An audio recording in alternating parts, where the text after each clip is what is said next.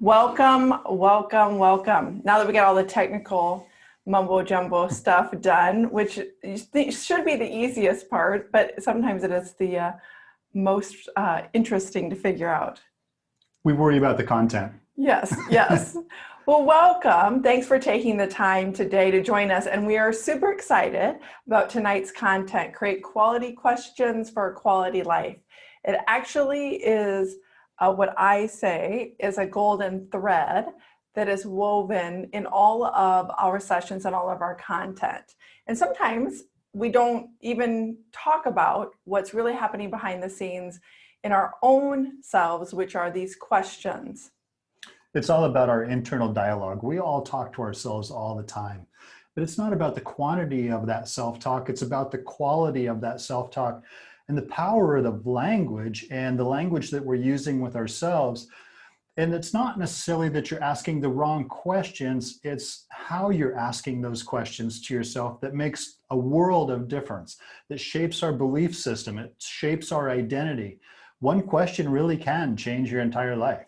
Yes. So a lot of our products and our services really are driven off of the fact that a single question can take your life from suffering to success, from just shifting your mindset from one question.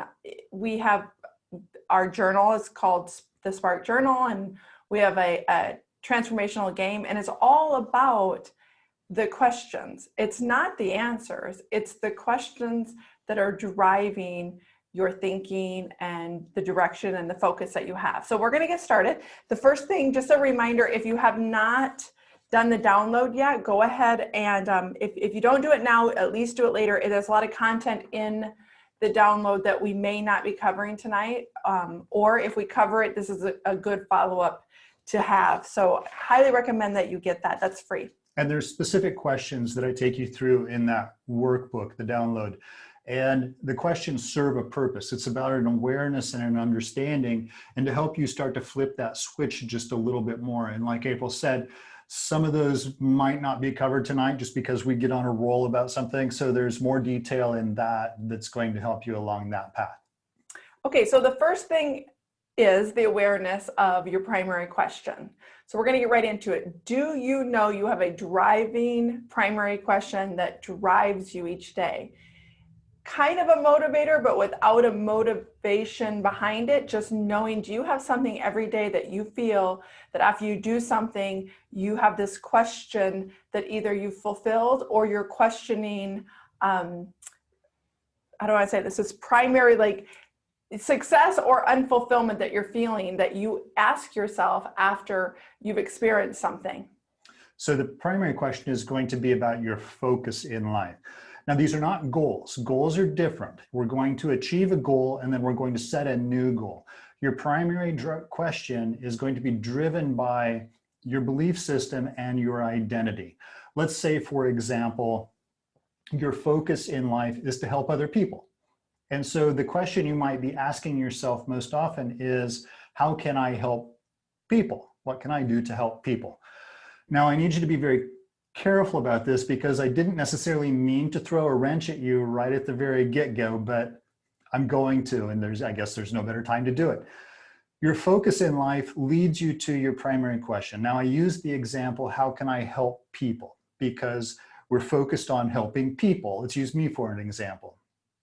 So if that's what I want to be focused on, that might not be my real true focus. I might also, behind the scenes, believe that people are out to get me, that I'm not enough, that I'm not going to have the success that I think that I deserve. But at the same time, I'm out trying to help people. My focus, it's really kind of a secondary focus then, is to help people. But my primary focus, my real driver, is some of that I struggle with. That is really taking up the majority of my time and my focus. So as you answer these questions and think through this on yourself, you have to be really honest with yourself, because your primary question isn't going to be about helping people. It's going to be about your real focus. So that's going to be absolutely key in your own awareness and understanding of how to change that primary question and get rid of some of those things so that you can move forward. So we kind of jumped to a couple different topics here. We're going to walk you through some examples. We're going to keep talking about this question. You're going to start to recognize your own questions, but the goal is the awareness. The awareness is key so that you can choose to frame a new question. So you can recognize where your current question or questions are serving you or not serving you, and where you can create the awareness and the change. So bear with us. We're going to go kind of through this process. And then at the end, you should be able to better understand what question you have or have had and how you can better craft a new primary or secondary questions.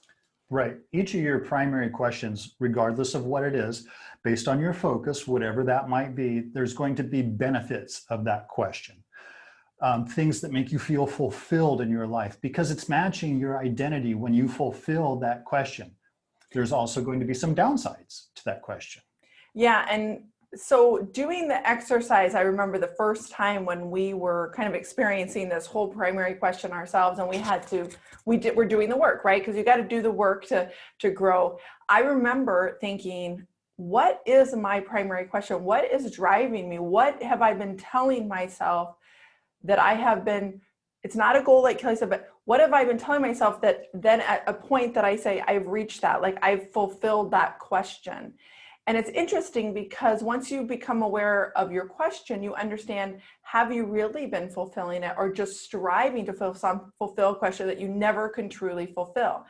And I remember this because there was a point where I always was thinking I was trying to get someplace and I was trying to prove something. So my primary question, or my old primary question, was about trying to prove something. And once I recognized what that was, that dialogue I was telling myself, I realized that wasn't serving me and it didn't align to who I was and where I wanted to go. So it wasn't serving me, and I was able to change to a new one, and I will share that with you later on in the session. So as you work through these questions, when you get to the spot where you need to create a new question for yourself, it's a real simple checks and balances to know if your new primary question is a good primary question. If you can meet the same pros, but not have any cons, if there is no possible way for you to not fulfill this primary question, it's a good question. If there is any chance that this question becomes unfulfilled at any point for any reason, find a new question. Yeah, so okay, so we've alluded to question, we keep saying the word question, and really what we're talking about is the inner dialogue that you say to yourself. And a lot of times, again, this inner dialogue are the questions that you say over and over again after an event. So think about your day or think about your week, and you had maybe a confrontation or somebody said something to you. What is the words that you said back to yourself? Did you repeat back like the same, almost like a ghostly question? And sometimes the questions that we are telling ourselves are something that somebody else told us years ago, something that drove us to think that we aren't good enough, or that that we can't fulfill what our heart's desires are, or something that we want to attain to. So a lot of times we find these questions come up more readily in our experiences when it's a challenge, when we're confronted with a challenge, whether that's emotionally or physically. Then those are kind of the times where they're louder, right? Now these are the same questions that are going to come up when you're experiencing positive, when you're joyful. It's the same questions and dialogue. It's just that how we emotionally are responding to them is a little bit different, and they don't seem as loud, right? Because we're not seeing them from the same lens. That's right. And April's going to share her primary question with you in just a moment, and I'm going to share mine too. And I'm going to show you how just changing a couple of words completely changes the meaning of that question and gives it actually more power and more fulfillment through the word choices that we say to ourselves. And like April said, it's those things also that people are saying to us that shape our own belief system. And so we start to believe in those and asking ourselves the same type of question. And when we get to the next section, the secondary questions, you'll see how this churns out. But from the primary question, it's important for you to understand that your identity shapes your primary question, because your primary question needs to fulfill who you believe that you are. It's our secondary question that will determine what our identity is, what we believe about ourselves, which then in turn shapes our primary question. So it kind of goes like this. It like does. everything else, it goes in a circle. So let's get to secondary questions. These are these questions that we ask ourselves just on a daily basis as we're going throughout our daily routines. These questions pop up in our own mind. And here's the most popular one. They're judgy questions. Why can't I? Why always? Right. This is where limiting beliefs show up. And like April said, you know, why can't I? So a question might be, why can't I ever lose weight? Why does everybody always hate me? Why can I never do the right thing? Why do I always screw stuff up? Right? We've all said stuff like that to ourselves, but saying that changes our belief system inside of us. So we start to take on a new identity as somebody who can never lose weight, as somebody who always screws something up, as somebody who nobody ever likes us. And that identity is going to drive our primary question. See, that's where the cons show up in our primary question, our current primary question. So again, with that secondary question, a lot of times what you whisper underneath your breath when you're in the car or you walk away from a situation, sometimes what you say, that little whisper that you say out loud, those are your secondary questions. Now, there's a lot of secondary questions that go through your mind in a day. You just are not aware of them because some of those questions, like Kelly's talking about, these limiting questions are coming in and we almost start the questioning and giving ourselves an answer before we even get to an experience or an event. Right? So they limit us. They limit our ability to move forward and move through. So again, you've got it's the awareness of understanding these questions have control and understanding that these secondary questions, there's a lot of them and they're shaped and a lot of times they're limiting. They're not always limiting, but we're focusing on the awareness of the limitation so we can make the change, right? And they are a lot of these questions are things that people have told us.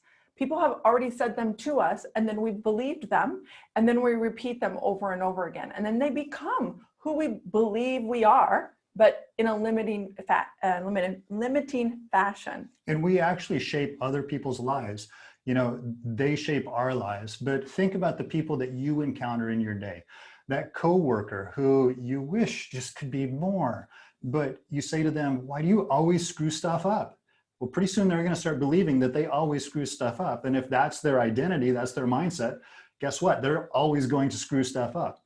So you have to be careful about how you're shaping other people. Now, this is where ego comes in, because the question that we ask ourselves is going to be answered by our primitive brain. Remember, our brain is always looking out for danger, the saber-toothed tiger, the woolly mammoth, whatever it is. And if we ask ourselves a question that is looking for the negative, our brain is going to find the negative. Why can't I ever lose weight? Your brain is going to respond accordingly because you're big bone and you're never going to lose weight because you're always sitting on the couch eating Twinkies. Why do I always screw stuff up? And your brain is going to answer because you're always an idiot, because you always do the wrong thing. So if we ask that question, our brain responds accordingly. Now, in the workbook, I ask you to write down some of those things that you ask yourself. And then there's a shift that's going to take place. So, yes. And just to recap, so lots of secondary questions. Most of them right now, if you're here and you're making some connection, are those limiting. Somebody else has told us something, we've moved that forward, even from childhood, we move those forward, we gather them up and we keep repeating them and we keep repeating them. And like Kelly said, you answer that. You answer it in your mind without you even knowing it. but you continue to build this up, and you build up these secondary questions, and they become your limiting beliefs. So what we want to do is we want to be aware of them, number one, and now we want to make a shift. And it's a simple shift. Go ahead, you get excited about the shift. I'm excited about the shift because it's really just changing verbiage. That's all it is. All of your secondary questions, whenever you see the words, why can't I, change those, cross those out and change how can or how can I, something similar. Yeah, so this is where I get excited. So when we talk about our limiting secondary questions, right, and we become aware of them, and like Kelly mentioned, the brain and the mind, they're going to answer those for you. And you're going to continue to play that. Now we've created this awareness.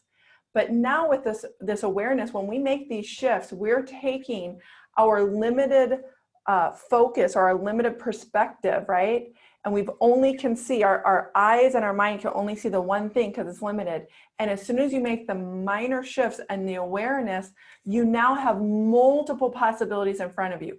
All of a sudden, the resources and the resource ability that you have just opens up. It expands instantly just with these word choices. Like internally it does, but externally it does too. And I know we've talked about it in other sessions. We talk about things like energies and resourcefulness around you, but just the ability to take that limitation from that 1 second and say, no, it's not why can't, it's how can. And then all of a sudden you will even see your shift in your body, a shift in your mind, a shift in your resources. The next thing I want you to do in your secondary questions, after you've crossed out all the why can'ts, I want you to go through and find all of the absolutes. Never, the word always, cross those out. If it's an absolute like that, cross it out. And I want you to replace it with something that is in current time and space. Start to, or right now. So let me show you how this works in real practice. Let's say your secondary question was, one of them I gave you was, why can't I ever lose weight? Cross out why can't and replace it with how can I? Cross out never and write in right now or start to. Then your question becomes, how can I start to lose weight right now? And now use that, and that's a good example, but think of it if you're healing or if you're trying to overcome a challenge. Just think about how powerful, not just the words are, but how powerful it is for you to be able to know that all the possibilities are in front of you. And now for you to be aware that you can make that shift just with a few word choices. Very powerful. That's right. And then I take you to the next step of removing some of those limiting beliefs. And when I talk about the word can't. If you can't do something, what you're really saying is, I choose not to do something. I'm 52 years old. I can't go outside and do a backflip.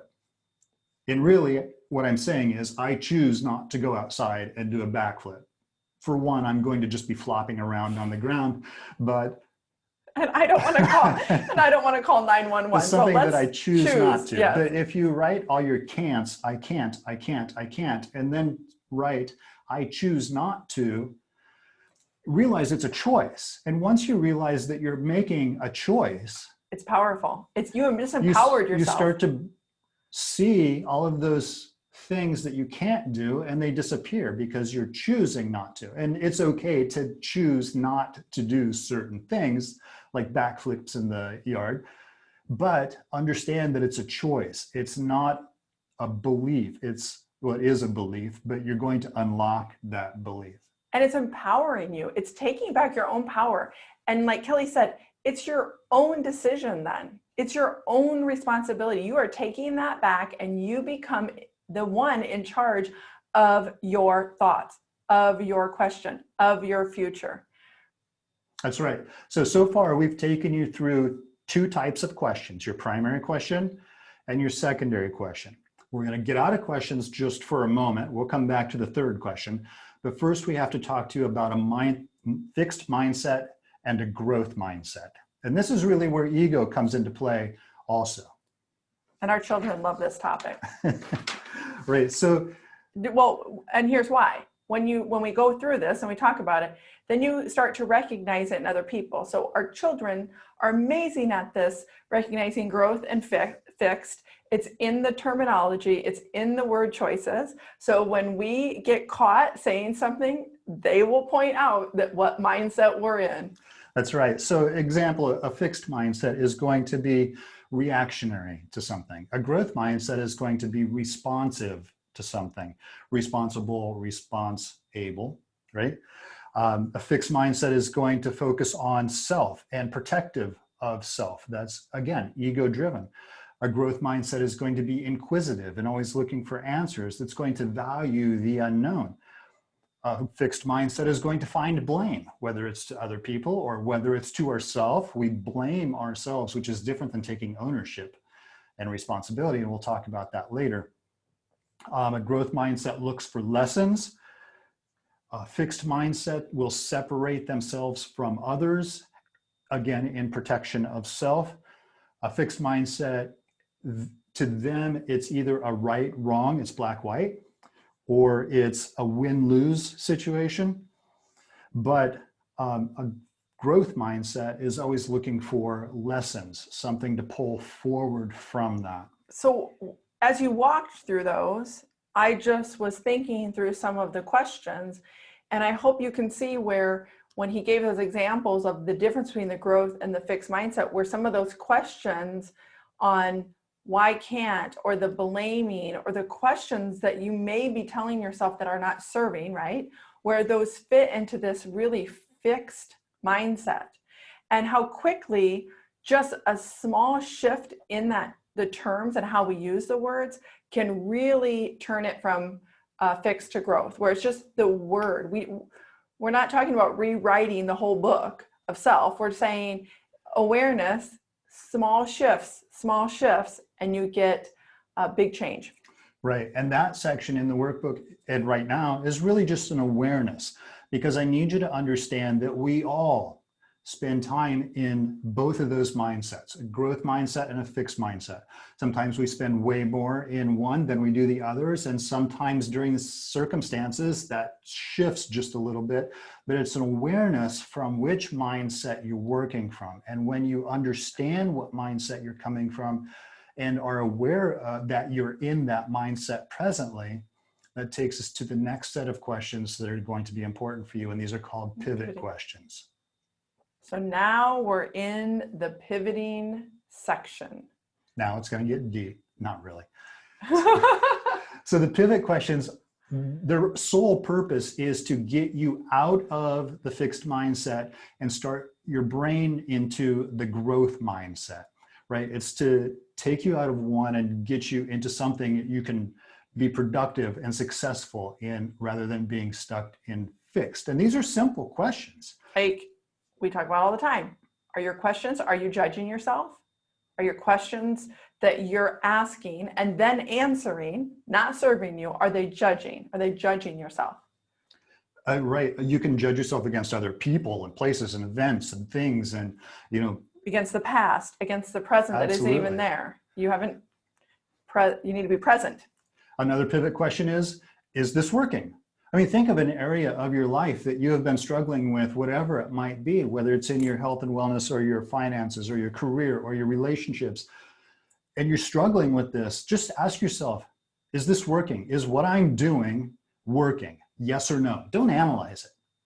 But just answering that question is going to start into the growth mindset area, where you have other questions that you can start to ask yourself from there.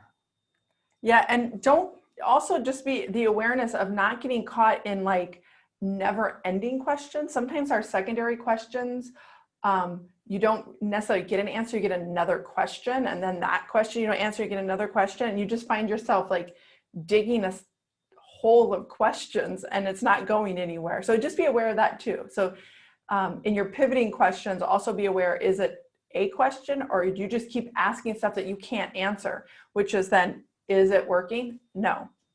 Right. Another pivot question is, what am I missing? I ask myself this one a lot in the garage, when I'm trying to fix something, I'm working on a motorcycle or trying to fix the car or the mower or whatever it might be at that time, and it's just not going together. I just can't get the pieces to fit like they're supposed to. Lots of times I step away from it and I ask myself, what am I missing? I'm missing something. What is it? And then I have to go through this process, and almost always I figure it out. Well, and my pivoting question is, have you asked it nicely? And he's laughing because there's moments where I realize I'm in a fixed mindset because I'm frustrated and the result of something isn't happening. It could be anything. And then my pivoting question is, did you ask it nicely? And this really leads us, I think, into the next one with the 6 steps for more effective questions. Oh, I want to give my favorite pivot question though, too. Okay. This one I got from John Maxwell, and I absolutely love this one. So I use this one all the time too. When you hit that roadblock and you feel like there's nothing more you can do and you've exhausted all possibilities and you're just stuck, you're stuck now. Stand in front of a mirror and ask yourself this. I know you don't know what to do, but if you did know what to do, and I know you don't, but if you did know what to do, what would you do next? And it really sets me off into a different direction and makes me look at things a little bit differently, which again helps us get into the next one. Okay, so we're going to talk about 6 steps for more effective questions. And I think we're going to spend a little time here because this is where we now have said, you have these driving questions. You have a primary question. You have secondary questions. Are you aware of, are they serving or not? Their awareness of where are they coming from, a fixed or growth mindset. We've now said, here's some pivoting questions that help the awareness, but also allow you to step back, take a breath, and say, okay, I need to pivot here, right? I'm aware of some dialogue. Now I need to pivot. So let's talk about 6 steps really to get these effective questions, quality questions for quality life. Okay. And they're really kind of in a hierarchy, but yet not in a hierarchy. But as we go through this, you'll see that they start from beginning questions that you would ask yourself into something a little bit more in depth. Okay. Number 1. Observe and acknowledge whatever happened in your life. Look at it and just acknowledge that it happened. And ask yourself questions like, how did that happen? Number 2. Allow your feelings to surface. Now, this kind of goes along with Kelly's observe and acknowledge. You want the feelings to surface because it doesn't do any good when you have an emotion to suppress it, right? Expressing emotions is our human natural tendency, but there's a difference in having your feelings surface and then boil over and then things happening in other questions and words and actions. That's not the point. Just feel what you're feeling and then observe it and acknowledge it. Don't do those fixed mindset things that Kelly talked about. Don't become reactionary. Allow yourself to be responsive to whatever's happening. And we don't talk a lot about it in this session, but there is a lot of science about being aware that you have multiple feelings at any moment and just having the awareness that they're there and just accepting them for what they are. Not trying to figure it out. We don't want you to ask questions and figure it out. We want you to just allow it because it's the experience and what's happening at that moment. Right, and just don't react to it. And a question that might come from this is, how can I take this emotion right now? Something just happened and I am PO'd to no end. I'm not going to react, but how can I use my newfound energy to start to make this better? And I want to acknowledge, if you are the kind of person who hasn't maybe had that pause before you go from feeling or experience to like over the cliff, to some point of no return, if you haven't had that pause moment or been able to recognize it, this is a great time to use this session or use this content to at least learn that at a minimum, because even in our home, we now have a pause button where we all recognize that we do all have feelings and we all have moments where we know we're at that cliff Threshold. threshold, and we just say, okay, pause. And then we can allow the feeling, and then we can just observe it, but we don't have to react, meaning we can come back and make decisions. We can come back with words and conversations later, but just acknowledge, don't suppress, because that doesn't help anyone in the end. And that's really the key to April's pivoting question. Did you ask it nicely?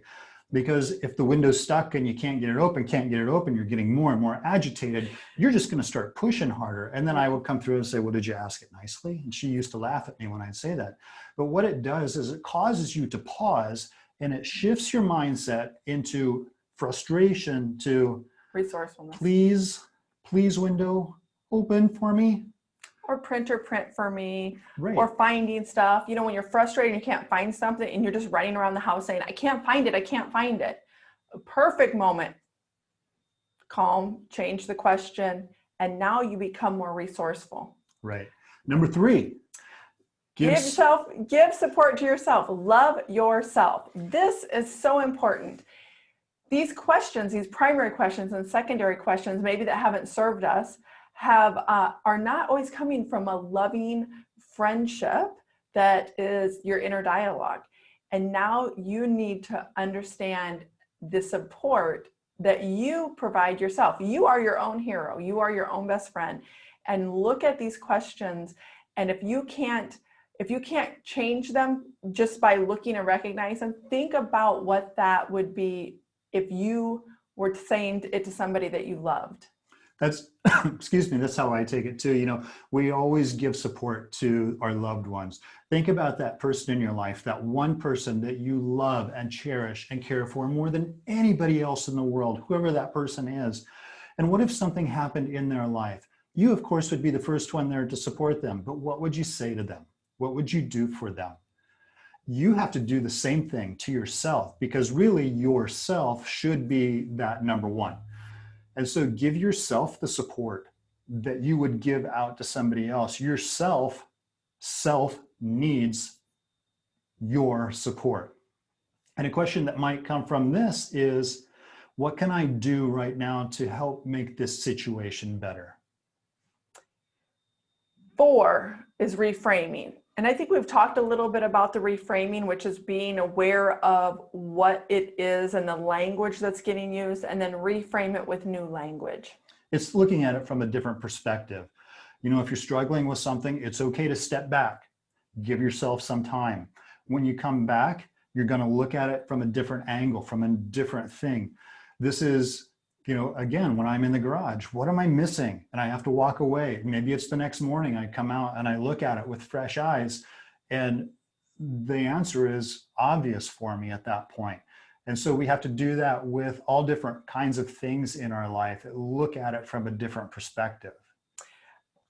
And I'm going to bring something up. One of the things when we talk about the whole questions, primary and secondary, it's not that you're ever truly answering the question intentionally. All of your questions get answered internally, kind of unintentionally, right? So what we're really talking about here is the focus is the question, not the answer. So I also wanted to kind of chime in there, because I think your example of in the garage is that you're not trying to answer it for yourself. You're changing the question so that when the time is right, the answer comes, instead of forcing the answer. That is not the intent here. It's the quality of the questions to drive our focus, and then we will receive the answers. Right. Number 5. Take responsibility and forgive yourself. So very important. Own what's going on. You alone, and we've talked about this before, you alone are responsible for wherever you are in your life right now. It's the decisions that you've made, the steps that you take, your patterns, your behaviors, your habits, your rituals, all of those things have led you right here to this very specific point. You alone are responsible. Own that. Embrace that. There's a lot of power when you understand and take responsibility and forgive yourself. They go together, and they can happen in a moment. You could do something in a moment and have said the wrong thing or had the wrong thought, and you can't keep repeating that. The idea here is that you say, okay, at that moment, I said that, I need to forgive myself and move on, because only then can you then make better decisions, better quality questions. If you are living in this repeat and you can't forgive yourself, then that's the questions and the secondary questions and primary questions that you keep kind of fulfilling, but not in a serving positive way. Which is a great segue into number 6. Just keep going. We've mentioned PAIR before. This is an acronym that I put together. It's process, evaluate, alter, repeat. Process, do whatever you're doing. Evaluate it. What's working and what's not working. If it's not working, alter it, change it. And a lot of that has to do with our own inner dialogue and the questions that we keep asking ourselves. Remember those secondary questions? The reason you're not successful in those areas might be because you've developed a belief system that believes the success isn't possible based on the questions you've been asking yourself. Make those simple changes in verbiage, and the rest is going to come. And then the R, of course, is repeat. Do it all again. Process, evaluate, alter, and repeat. So now we're kind of at the back to the primary question. So do you want to share your primary question? My primary question is, how can I give to myself and others and help myself and others grow even more than I already do? And my primary question is, how can I love even more and appreciate even more all the gifts that God has blessed me with, and how can I share them with others? All right, so now let's talk about these questions real quick, and we'll explain to you the flip that happened. My primary question used to be, how can I help others? I was all about giving to others. How can I help others and help others grow? That was my primary question. That was my focus in life. But it had so many limitations to it because I was leaving out the most important ingredient, me. And so giving to others, and I gave you this example in the primary question, giving to others all the time, but I was leaving me unfulfilled. And there were parts of me that were just not what they should have been. Once I added myself into my primary question, and I put at the end even more than I do right now, where that wasn't the case before. So that means that I already do. I already give to myself and others. I already help myself and others grow. But how can I do it more? See, that way, my primary question is always fulfilled based on the wording that I used. Plus, I've added myself. And living from that primary question has been an enormous change. Yeah, and for me, it was really recognizing that my primary question wasn't serving me at all, and that a big part of who I am is driving growth at all times. That fulfills me. That is where I serve also. And so when I changed my primary question, again, like you, I feel like I'm always fulfilling it. I feel like I can never fail. I feel it brings me joy. And notice that our primary questions use how can I and not why can't I? Why can't I love even more? If you word it like that, you're already done loving. How can I do it even more?